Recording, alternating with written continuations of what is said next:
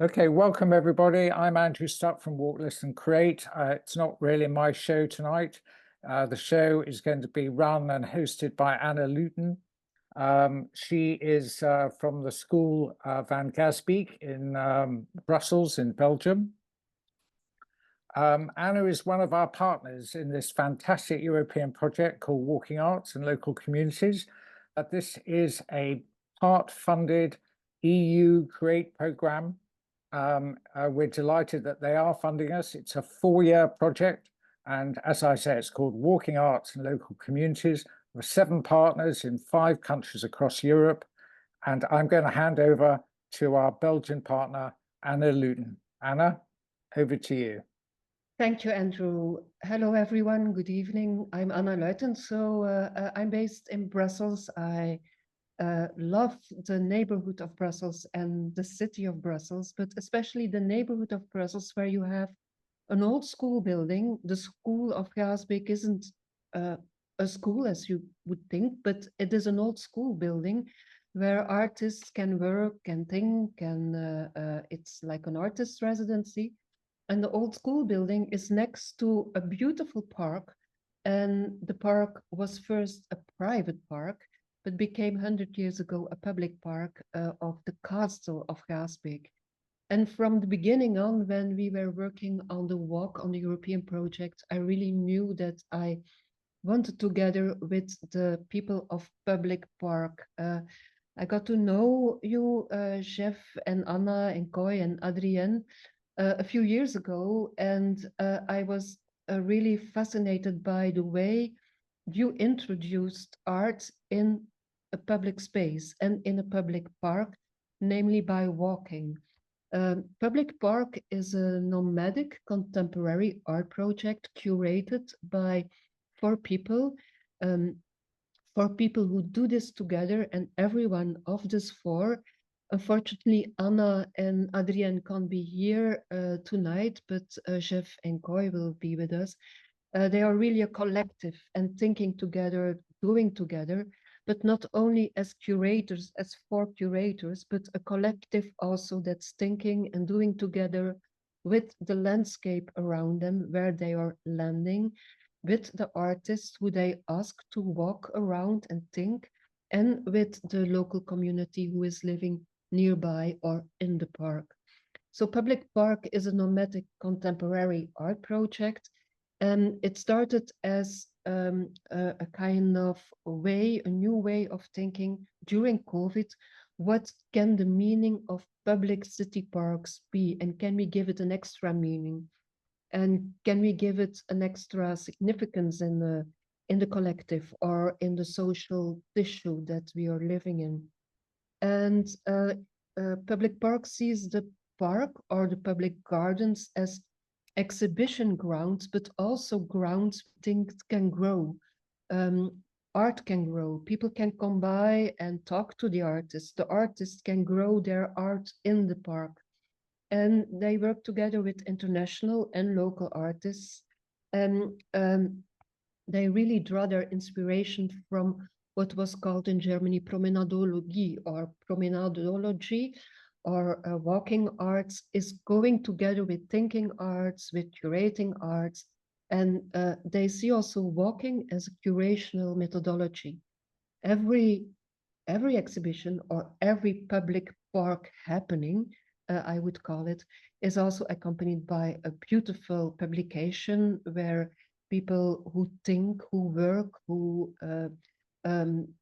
make philosophies or thinking, and new sociologists also think about what can be the meaning of a public park, of walking, of moving in the public place.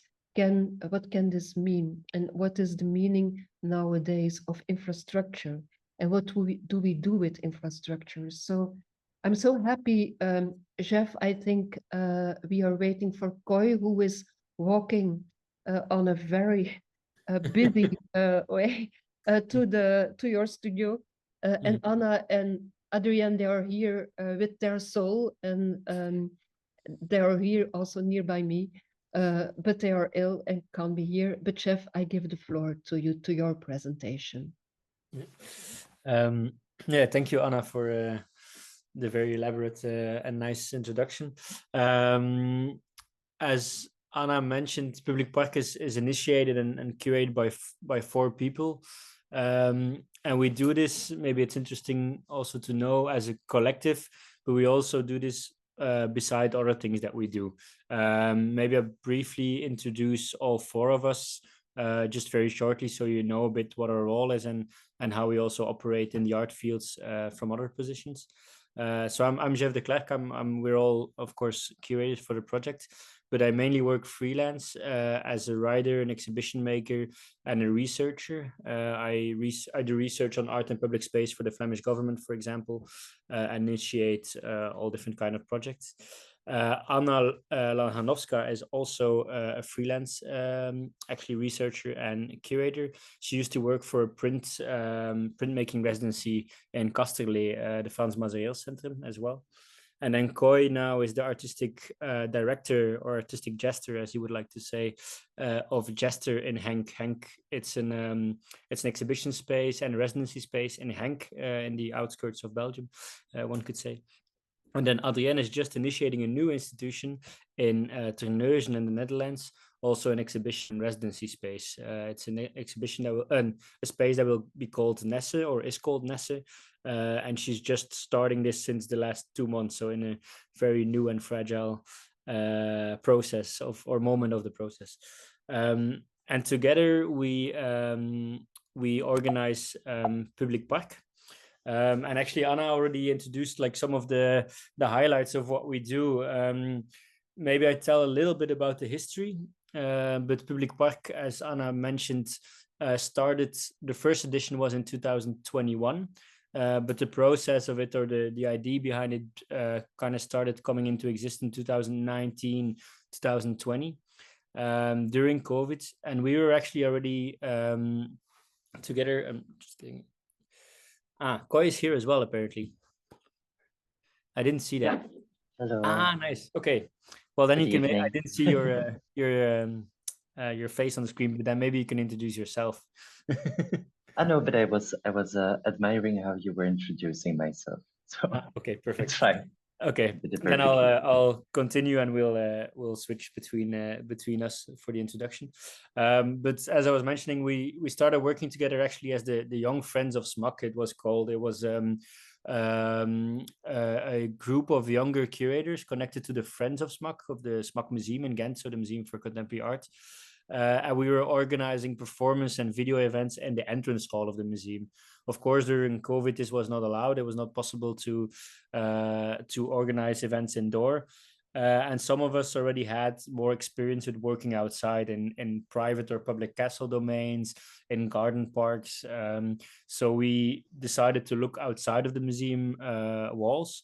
And the Stadel of Ghent, which surrounds the museum, was an ideal starting point, because it has first a lot of history, a lot of very interesting historical, not only monuments but also buildings, and the history itself is very connected to the history of the city.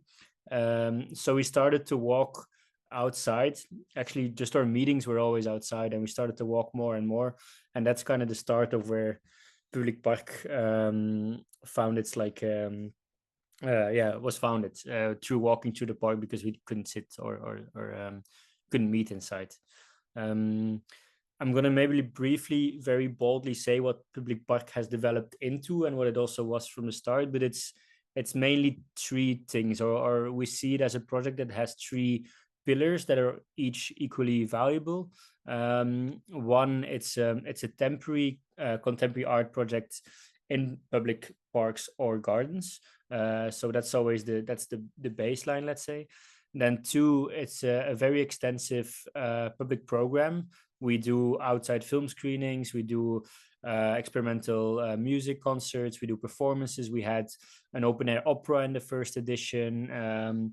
We do workshops, yoga classes, all different activities that can engage with the art, but also the local audiences. And then thirdly, for each edition of Publiek Park, we produce an extensive publication. And the publication holds historical research on the parks, so the history of the parks, but also, of course, contributions by every participating artist. And then we always invite contemporary thinkers to give their personal reflections on the park from their field of expertise. Like it can be architectural philosophers, it can be local. We had, for example, a local doctor who wrote about the park from the perspective of the trees. There's all different kind of expertise that kind of goes into that publication. And through all these steps, we kind of promote or research or delve into both the natural, the cultural, the communal. So that means like societal, historical, political values or specifics of that park that we operate in. And as Anna already mentioned, the way that we work is that we walk as a curatorial methodology. So all the meetings with everybody, with the artists, with the partners, with the other stakeholders, with the local communities, always happen through walking through the park. And this is also the way that the exhibition kind of takes shape. The exhibition in the end becomes like kind of a promenade, and we see the whole park as a complete installation. And we also guide the visitors once the project is developed, guide the visitors along the walk that we most commonly do. So people can actually do the walk that we are used to doing with the artists and discover the project in this manner. What I had planned was to go over the past two editions. So the first edition in 2021 and the second edition in Antwerp in 2023. And then give a little sneak peek to our upcoming edition in 2025 in Brussels. I don't know, Koy, if you want to add something in the meantime. Yeah, maybe a few notes. I hope you hear me well. Yes. Just shortly, because the walking is, of course, for us also a way to explore the park. Parks are public. They should be also public as much as possible, but we also discover often locations, inside locations, hidden corners, shelters, benches that are commonly not so public. So with our project, we try to make the park even more public. Furthermore, I think it's important to state that we travel from city to city. For now, we stay within the region of Flanders in Belgium. We will soon start presenting the edition in Ghent of 2021. Afterwards, Antwerp 2023, and then Brussels next year, 2025. But something that brings together, or that we discovered as a green thread throughout the story, is that each park has also a specific reason why it was left unbuilt and why it stayed a green open space. We will explain a bit more elaborately with each park, but we discovered that each park has a quite gruesome or dark history and becomes as such a green scar in the urban tissue. But more about this now. I don't know if we do questions at the end, but otherwise feel free to ask. The first edition of Publiek Park took place in the Citadel Park, and as Koy mentioned, a lot of these parks have a bit of a dark history connected to it. In the case of Citadel Park, it's called the Citadel Park because it was a military citadel, quite simply put. And it used to be, or the reason why it's a city park is actually because of the act, or this is the act of one soldier, let's say, that was housed in the citadel. The Citadel Park used to be a federal Belgian entity, but the city of Ghent was looking for a place to develop a park for the. Of course, there was a growing industrial revolution, more pollution within the cities, and the bourgeois living around the park or the domain wanted a place to have some fresh air, basically. The Belgian government put up the citadel for sale because it's lost its military value and function, but it was too expensive to buy for the city of Ghent, until the moment that one of the soldiers actually committed a quite gruesome suicide in the ammunition chambers of the Citadel Park. And this actually blew up half of the Citadel, and that also decreased the value of the site, which made it possible for the city to buy it. And then the remains of the Citadel were used to create the landscape in the park. So all the hills that you see in the park are actually old remnants of the casematte, it's called in Dutch. I don't really know the English word. Casemates. Casemates, yeah. But also the rubble of the Citadel was used to make certain hills and so on. So that's the more let's say darker history of this specific park. And for the first edition, we worked together with 21 or 22 artists, including a few collection pieces from the SMAC Museum. And we also work together with a quite wide range of cultural partners and social partners, as you can see in the list underneath. It kind of accumulated into an event where everybody wanted to organize something, and just after COVID, like regulations were becoming looser and looser, but a lot of the cultural institutions could not organize big scale events inside their museums or inside their own spaces.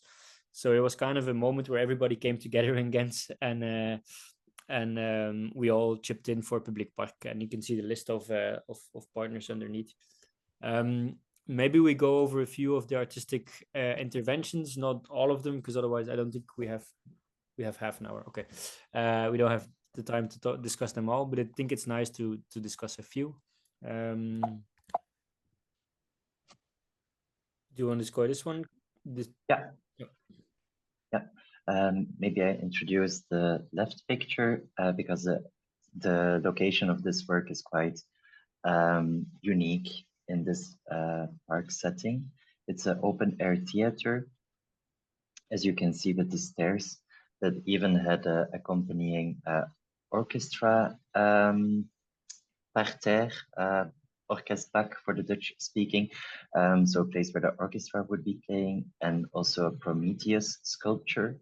A sculpture that also disappeared. We see that often sculptures are donated to parks, find their refuge in parks, but also often sculptures just vanish. And this is the case with this Prometheus sculpture. Amongst many urban myths that I will not share with you today, but if you're interested, we can do it afterwards. They're quite funny.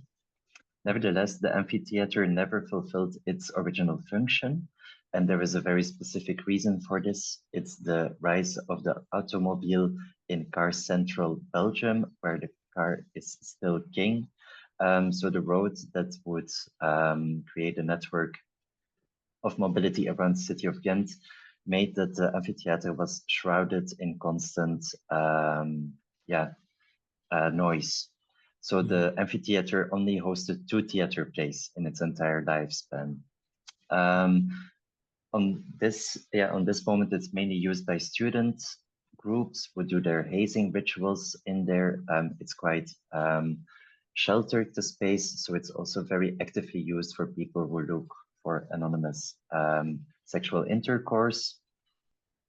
And we invited the French duo Mountain Cutters to create a site-specific installation based on the height differences between the stairs. So you can see one of the 3 steel platforms that housed many beautifully crafted objects, but also found objects in copper, steel, all materials that carry energy or that can transmit energy. Fun to state maybe that as a small team, we made sure that the objects were stored safely every evening and brought back into place every morning, until one morning when we found the student group using the platforms as a place of refuge after a very long night of excessive behavior. Yeah. And I think the film of Helen Anna Flanagan is a beautiful connection to this, because it shows a scene where 3 women do a hazing ritual in a park.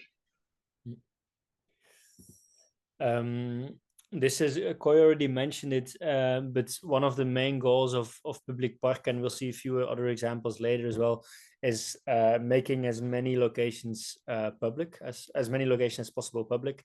And this was one example. This is one of the historical gatehouses to the citadel.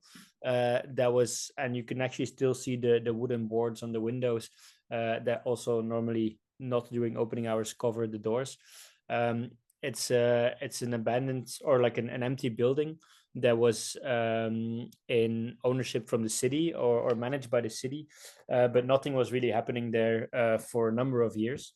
And through the working of Publiek Park and through the connections we were able to obtain with the city and with the Green Service, we were able to open these locations as exhibitions grounds. So during the full duration of the exhibition project, this was an inside location that the people of Ghent or the visitors usually don't get to see. And it's where the previous video on the previous slide was shown inside. At the top, there was also a work by Christophe Anchans, How Do You Help a Butterfly with Wet Wings? And it's quite an interesting work because the top of this gatehouse is also one of the main or most popular cruising spots within the city park of the Citadel Park. And normally where the banner is a normal metal fence actually, but you can look through it.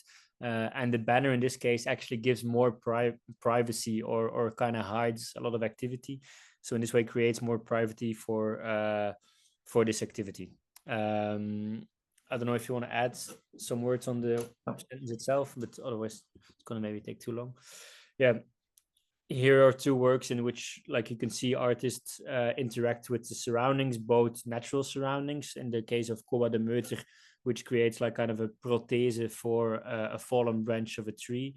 And on the right side, it's a reaction of Evita Vasilieva to the historical lamp posts that were put there in 1913 when the park hosted the World Exhibition of 1913. Sorry.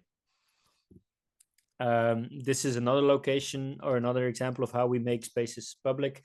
This was inside one of the casemates, which usually houses the equipment of the Green Service, so lawnmowers and this kind of heavy equipment. But for the duration of the event, we were able to convince them to store them somewhere else in the park, and we could use it as an exhibition space, in this case, to show the video Toothless Resistance by Paulina Canis, and specifically The Room. Toothless Resistance is a trilogy of 3 films, and The Room tells the story of a Russian scientist who invented or who invented the theory of mutual aid in 1905. It's basically the baseline behind it is it's a kind of a counterpart towards Darwin, where he says like survival of the fittest and evolution comes from conflict. The theory of mutual aid states that evolution comes from coexistence and species that help each other or learn to coexist instead of fight each other, basically, which is quite another, or I think a valuable ideological exercise for modern days. Go ahead. Yeah, this was a project by Quentin Miller, Higher Than History. I will not elaborate too long on it, but it's we were very proud, very honored to be able to facilitate this work. It's a project that Quentin pitched to many cities before arriving in Ghent. Of course, many local governments opposed to the idea of a motorcyclist jumping over their own colonial monuments, until we managed, in close collaboration with 019 and the local policymakers, to make this project happen. It existed out of 2 parts. First, a symposium talking about the history of this specific sculpture, the Mastplanters, which we see on the right. And after 4 speeches, the festival of Publiek Park would open with this stunt, so a motorcyclist jumping over the sculpture. Just to state, as you can imagine, that this project was a productional I don't want to say nightmare because it was Challenge. also a dream, but it was very difficult to make this happen. And yeah, it also questioned the statute of the sculpture, which has many layers. Yeah. This is an image of the open air opera around one of the other sculptures in the park, which commemorates Flora. But we can't delve into all of the works. The second edition of Publiek Park took place in Antwerp, not in one park, but in 2 parks and 1 garden. There's a difference between public parks and gardens, and we still kind of are looking where the actual definition of a park ends and where the one of a garden begins, or the other way around. But the history here is also quite gruesome. The Albert Park and Harmonie Park, and also the area of the Provinciehuis or the Provincie Garden, were one. It was a hospital for leprosy patients, and even before that, it was a gallows field, so an execution field for criminals that were condemned to death. So that's the reason why nobody actually built anything on it, because nobody wanted to build their house or their institution or anything on a graveyard or an execution field, and that's why it stayed green for a long time. And then the moment parks became in fashion in the middle of the 19th century, that was the space left in the city where they could actually build a park. We worked with 18 artists, if I remember correctly, for this edition, and again, a wide variety of partners. What is interesting to know is that we work with something that we call in Dutch estafette partners. How you would translate estafette to English, I'm not sure. Basically, what we do is we take partners from the previous edition to the next edition. So in that way, we try to connect the cities where we operate. So in the case of Antwerp, we took 3 partners that we worked with in Ghent to Antwerp, and we will do the same with the next edition.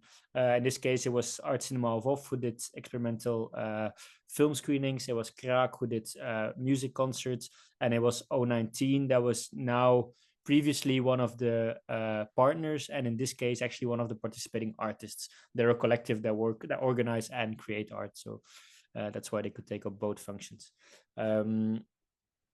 Maybe we go over a few works. Maybe one last thing I would like to add on the partner. Thank you for the translation of estafette, relay partners.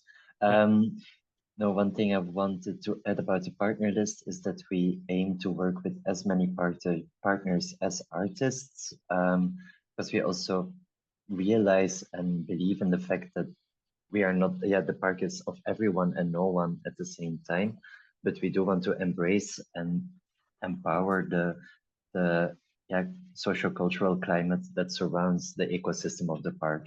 So we try to invest in these relationships and find allies to make this project happen in first place, but also to have a real exchange beyond the limits of our own operation.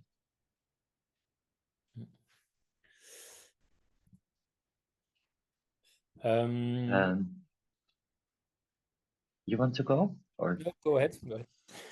on the left, we see the work Condition 9 by Leander Schoenweger.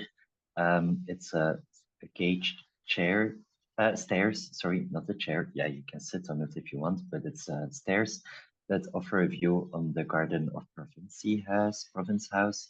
The setting in Antwerp was quite dominated by the borders between 2 communities in Antwerp, Lechem and City of Antwerp, but we worked on 3 territories that each had their own governance. So in this case, the province of Antwerp. Wait. Okay. Go ahead, sorry, Koy, Constantino. if someone who has a microphone on, but go ahead. Okay. The architectural structure imitated as well the building, which we found all very beautiful. But it was also quite challenging installation because people could really walk in the stairs and go up to this high point. On the right, we see Garderobe by Paola Siri-Renard, a French artist who worked on a research based on the fountain that was in the Harmony Park, created by Henri van de Velde for originally for the Opera of Antwerp, but it was never, it didn't stay there because of mobility renovation of infrastructure. So there was a tram line coming in Antwerp and the fountain had to be moved. The fountain is a tribute to Peter Benoit, which is a Flemish composer, and I used deliberately the word Flemish because his oeuvre is also appropriated for Flemish culture. But that's another story. The work is based on the architectural elements of Henri van de Velde and is a modular structure that also imitates the forms of an insect, of a flower, and maybe we didn't choose the best picture because we can't see the fountain on it here, but one kind of an anecdote of things that really interest us or things that we learn through walking through these parks is how public space in general, but specifically in these parks is governed or how it is structured, let's say.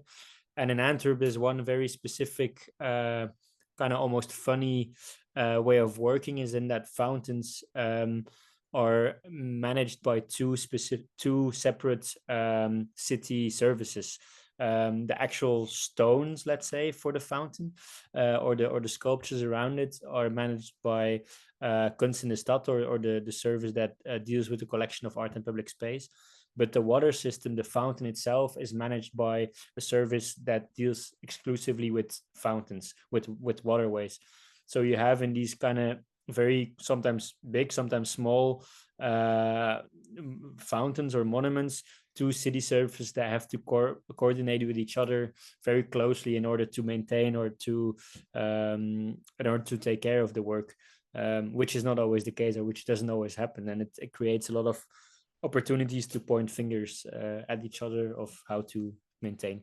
But it's a nice way how we, by doing this project, gain more and more insight in how a city is actually run on the ground itself. Do we say something about this or we go to the next one maybe? Yeah, otherwise I don't think we have that much more time, so I'm gonna skip. I can say some words. Yeah, okay. Maybe Yemo Park. So yeah, it's a nice coincidence that the last name of Yemo is Park, but that was not the reason to invite her solely. Yemo was very interested in the dog area, so the area where dogs can run around freely, unleashed. And she created a series of aluminum sculptures for the dogs to be play with, and they come from a story of the boy of Hoboken, which I assume not many people around this table know. Frankly, I also didn't know it myself, but apparently there is a big wave of tourism that travels to Antwerp for around the story of the boy of Hoboken, the story of a boy and a dog that was translated into an anime and went immensely popular in Asian countries. And Yemo based this story and created a new sequel to The Boy of Hoboken. And within this storyline, people were invited to make flutes out of the dogs that were in the park. Based on the portraits of their surrounding companions, they would make flutes out of clay. And on the right, on the right side is a work by Metahaven, a Dutch artistic duo, in collaboration with Declercq. So Declercq is an artist, something between an artist-run space and a gallery, one could say, and they're located just next to the park. So that's a way that we also try to work with partners to see which local institutions or organizations are there, and then try to set up a collaboration. In this case, they had an exhibition by Metahaven on at the same time as Publiek Park. So we invited them to make an extra work for public space. In this case, it's called Wrapping Worlds, and they created orange wrappers that you could see in stores, and that were used to wrap oranges in the local shop next to the park. So visitors could go to the shop and buy an artwork for the normal price of an orange, and you could see if it was wrapped or not. You could kind of choose. But that's a way to also engage with these local stores or with other local stakeholders. We also had a few more, let's say, interactive works in the second edition of Publiek Park. On the left side, a work by David Bernstein, which is called Sonra, which is a fully functioning sauna inside of a car. So during specific times of Publiek Park, visitors could participate in a sauna session with David or alone. And on the right side, it's the work by 019. It's a bouncy castle, and it's an exact replica of their exhibition space in Ghent. So this is one of the, I forgot the name, Estafette partners. Relay partners that also participated in the Antwerp edition by placing their exhibition space literally in the park. Yeah, maybe one last small note with that work. So we realized that in many parks, when around the time that the parks were being installed or created, local governments would consider strongly to place the museums of fine arts in this setting, because of course those museums were also created in similar time zones or reinstalled in similar time zones. So in the case of Antwerp, there was the idea to plant the KMSKA, the Royal Museum of Fine Arts of Antwerp, in this park, which didn't happen in the end. But in the edition of Ghent, there is the MSK until today, so the Museum of Fine Arts of Ghent. And in Brussels, but we will go closer in a minute, we also have a situation where the Parc de Botanique houses the cultural center of the Fédération Wallonie-Bruxelles, the Brussels Walloon region. Yeah. These are a few images of the public program of the last edition in Antwerp.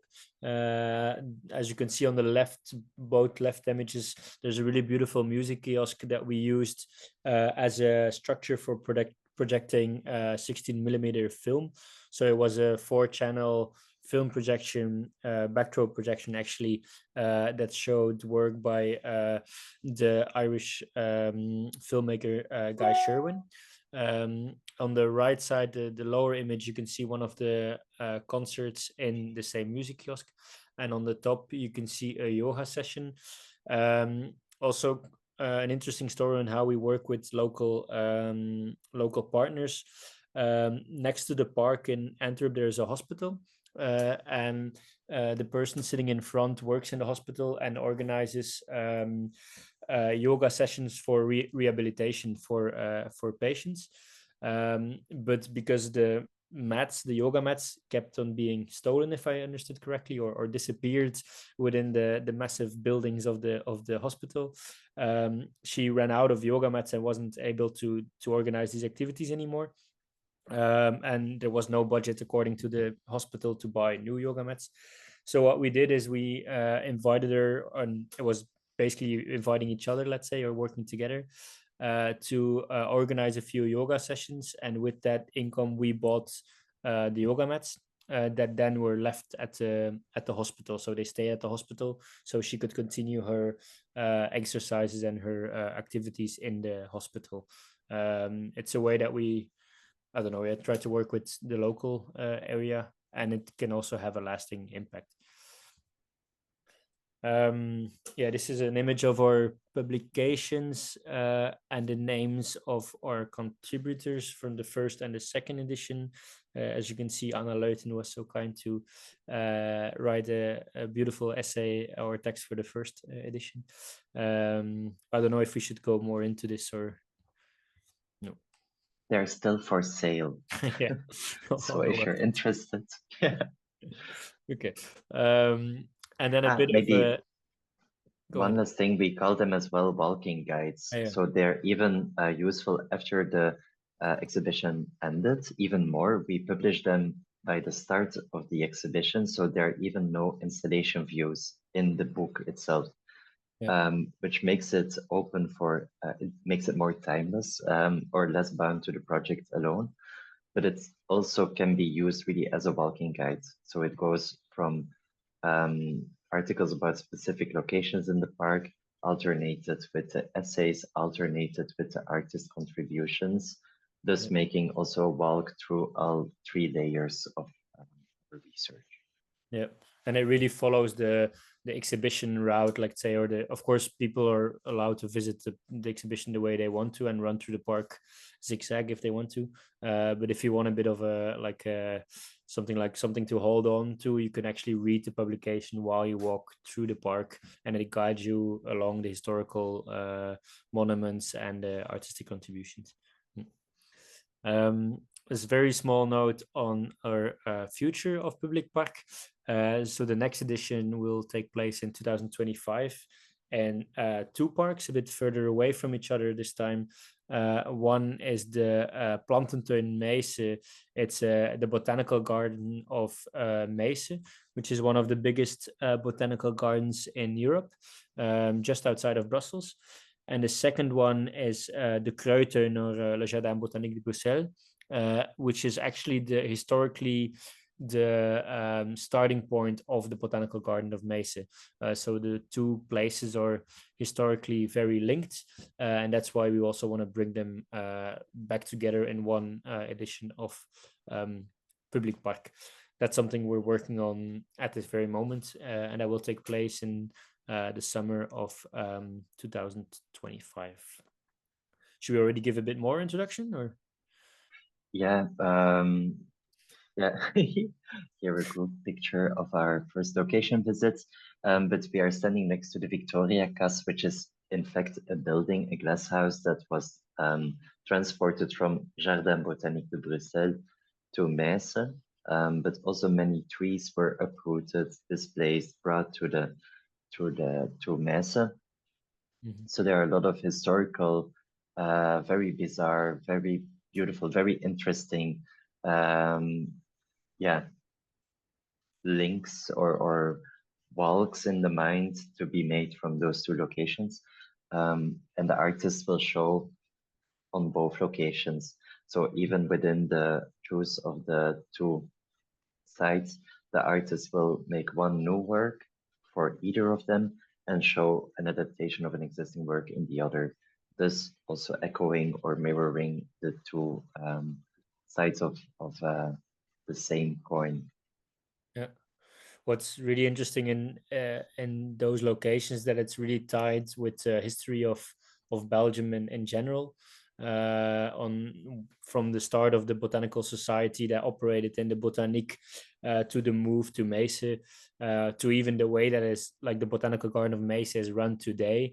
It's, I think, one of the most chaotic but also working Belgium examples of how to run institutions.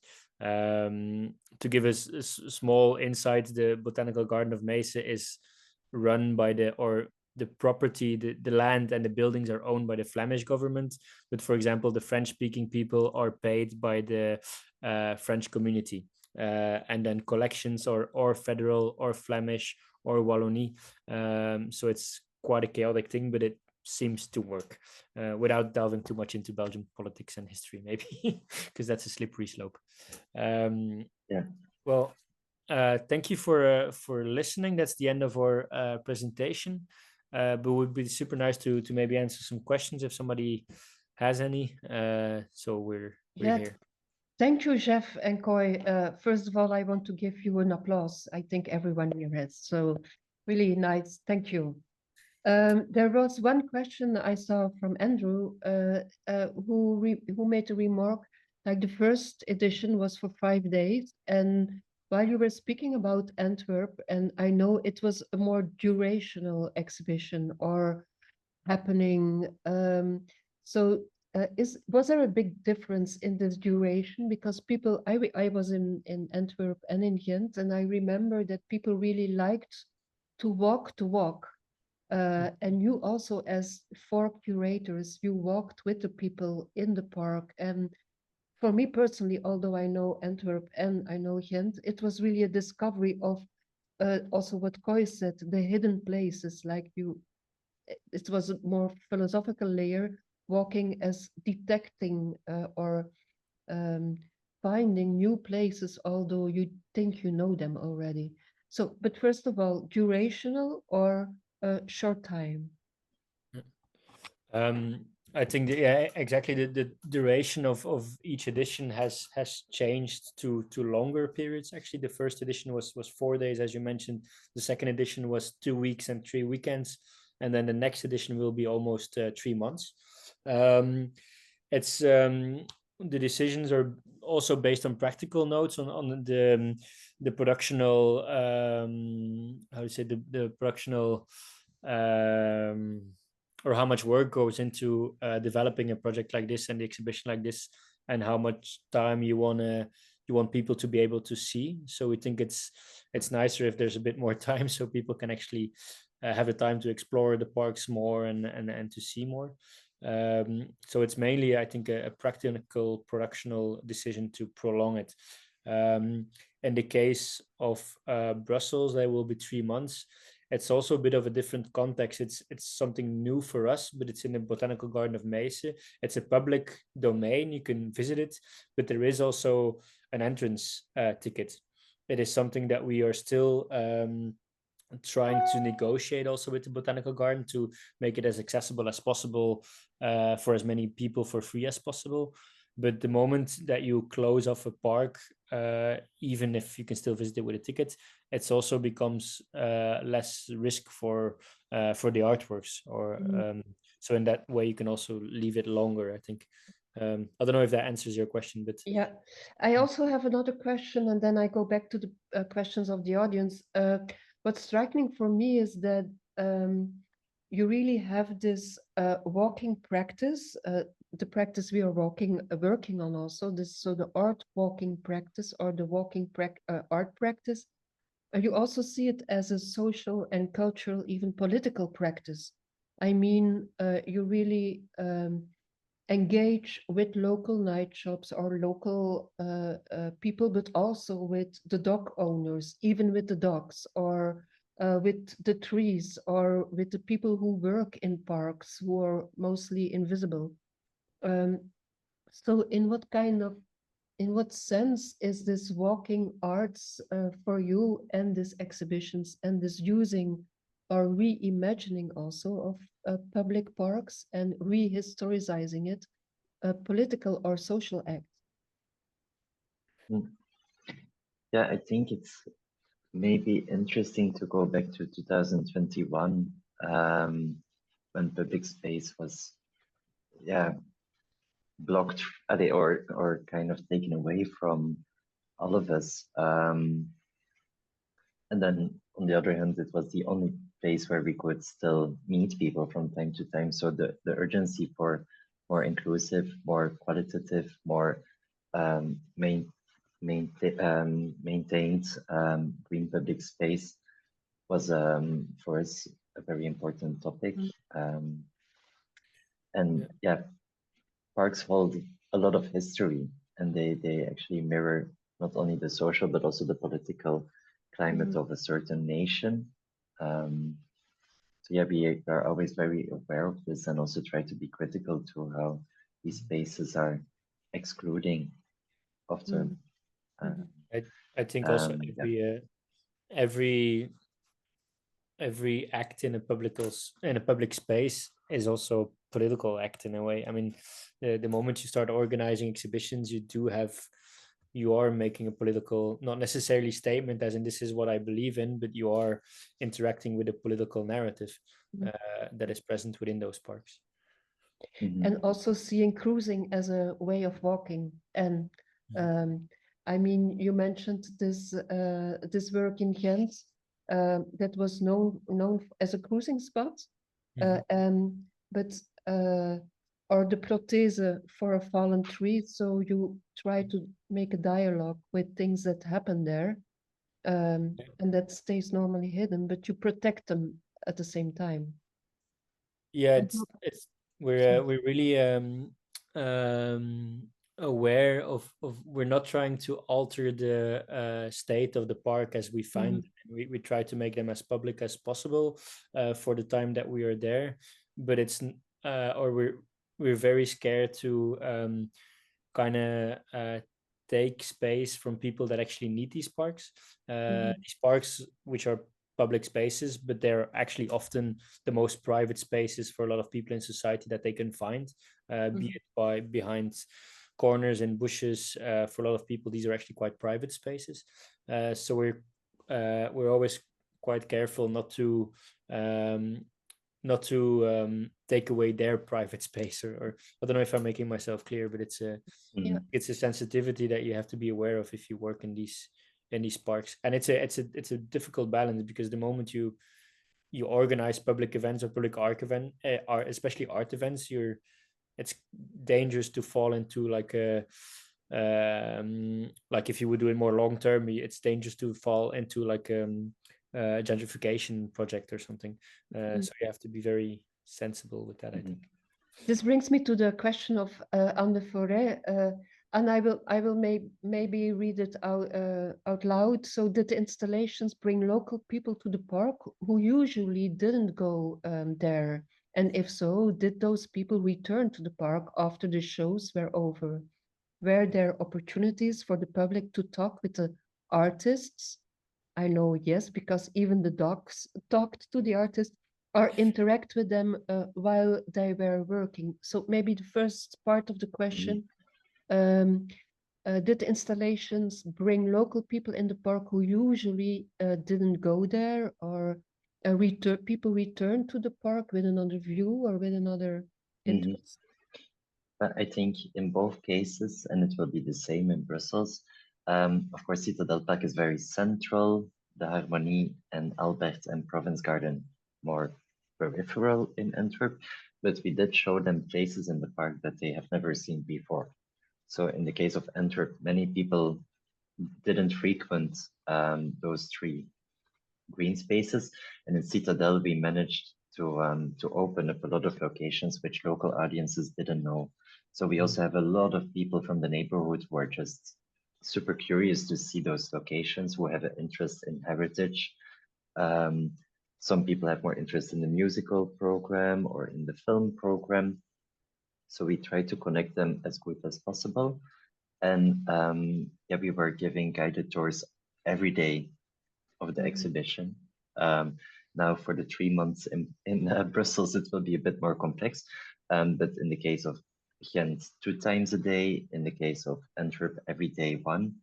But also historical guided tours were given. So there as well, we try to combine those audiences. And of course, we put a lot of effort in promoting the exhibition, mediating the exhibition to the local audience. Yeah, definitely. And maybe on the maybe Yeah. to answer the second part of the question, I think because we are constantly walking in these parks, be it with ourselves or being with one of the artists, and there's always interactions that exist at that moment with local people that are there, be it people just having a picnic that you start talking to, be it the green service that is working in the park that you start talking to, people that are maintaining the fountains that you start to have interactions with. So in that way, a lot of the audiences of the parks that are generally already there, because it's a public space, have interactions with the artists. Often it's also these interactions that are inspiring to the artists. Yeah, in this sense, that brings me to the question of Yanis, who asks, to what extent do you think, Anna, Jeff and Coit, that your project communicates with the WALC objectives? I think you said it already. Now I speak for myself. When in Ghent you mentioned the importance of the theory of the coexistence and the mutual aid. So what is coexistence, and how by walking and in walking art do you coexist and do you think in another way and work on another way on coexistence? Now I'm speaking for myself, but then I give the floor back to you. But I also think that that you put or that you redefine in a very beautiful way as curators and together with artists what local partners are and what partnership is and what local is. Like a tree is a local partner, but also the people of the hospital are local partners. And this is giving and doing together. And especially what I really want to mention, the people who are taking care of infrastructure or the neighborhood. So that's important, I think. But I give the floor for you, to you now, Jeff and Koi. So the objective walk is to be very short, like bringing the local communities, walking art in different ways together. I say it now very shortly. Very general. Anyway.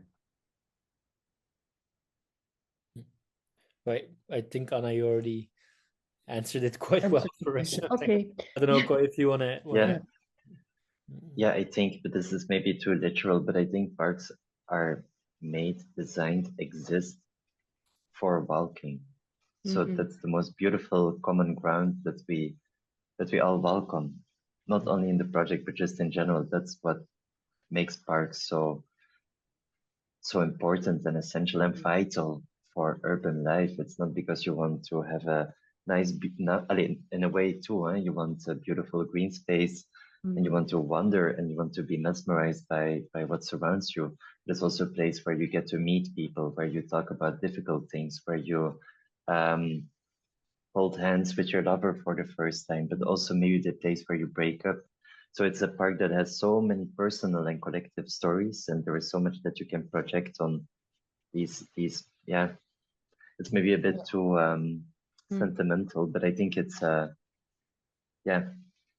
It's also a walking public is a catalysator. Yeah, a public and private narrative and imaginaries of a place. Inke asked, could you also imagine walks as time-based artworks to be part of the exhibition? Definitely. We already had one artwork that was, a beautiful proposition where there was a walk where with a group you would talk about not the plants in the parks, but the plants that grow through the cracks of the streets, in the pavements. And I think this was a very beautiful project to see that the park is not only limited to the area of the actual park, but it just extends to the city. It takes over the city if you allow it. So okay, and there was a performative work that guided visitors on a walk. So it was like actual, like literally a walk as a work of art. Thank you so much. And also important, you also walk with the people. I mean, you're not away after curating, but you are there walking with everyone. Okay, I thank you very much. An applause for Jeff and Koi, please. Thank you. Great. Thanks so much, Jeff and Koi. I'm sorry we're having to rush you at the end there a little bit. Thanks, Anna, for hosting.